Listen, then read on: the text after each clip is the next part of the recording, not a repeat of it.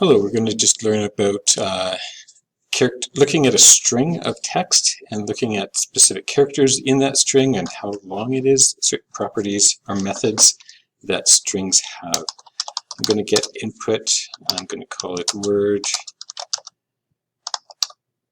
and it's going to be getting input from the screen like this. So this allows me to, it's going to say type a word, and then you can type in some word just to get started.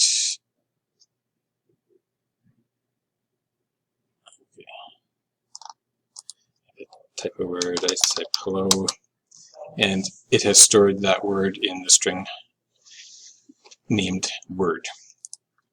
Then the CharAt function works like this. I can say char is a character, I'll call it C equals word dot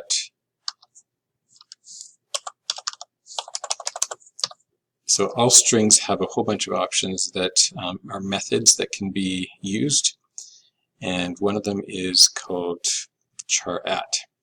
The other one we're going to look at is dot length. We'll use both of those in this video. So CharAt, it takes an integer for the index of the position. If I say CharAt 0, and then if I output that character, play that, if I type hello, it outputs the first letter that was from the string. If I change this to a 1 and put in the same string, it will output the second letter. So 1 is the second letter, 0 is the first letter.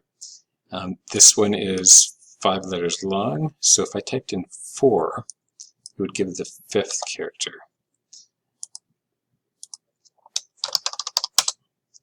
Okay. However, we don't know it's always going to be 5 letters long. So say I want to do the last character, there's another way of doing that, which we'll get to next. Let's say int, I'll also call it len for length equals word dot length. That will tell us how many letters are in the word.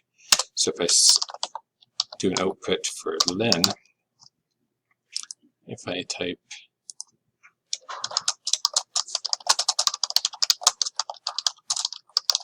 a longer string input, the len is 31, and it just happened that the 5th space was probably a space, so printed a space there.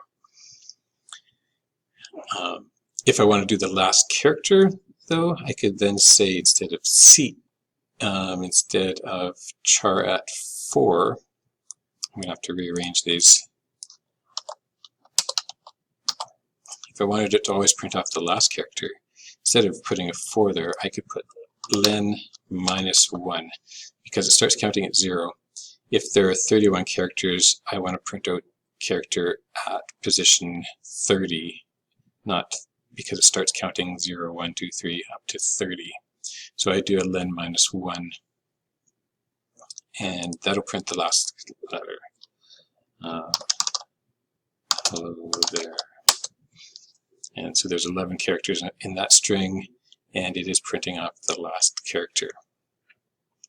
So len figures out how long the word is, how many characters. This CharAt figures out the character at a specific position. You can put a number 0, you can put a number 1 there, or you can put some variable that stores something like length. I'm going to do one more thing here. I'm going to try making the word go reversed. So if I do a loop, and if I say I'll make a counter, and I'll say as long as counter is greater than 0, I'll say counter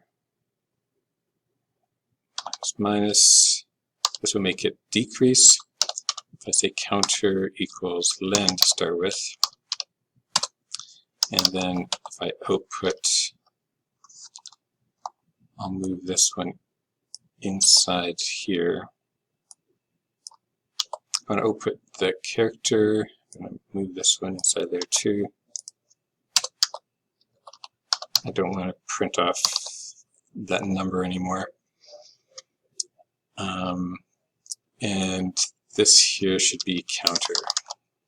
So how this is going to work, counter starting at length, how long the word is, as long as the counter is bigger than 0, it's going to decrease and then print off that CharAt, that character, or it figures out the character and then prints it off. So we'll give that a try here.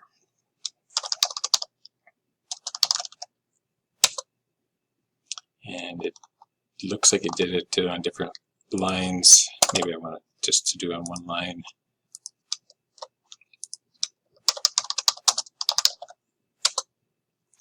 And it prints off hello there backwards after the loop. I can make it finish the line.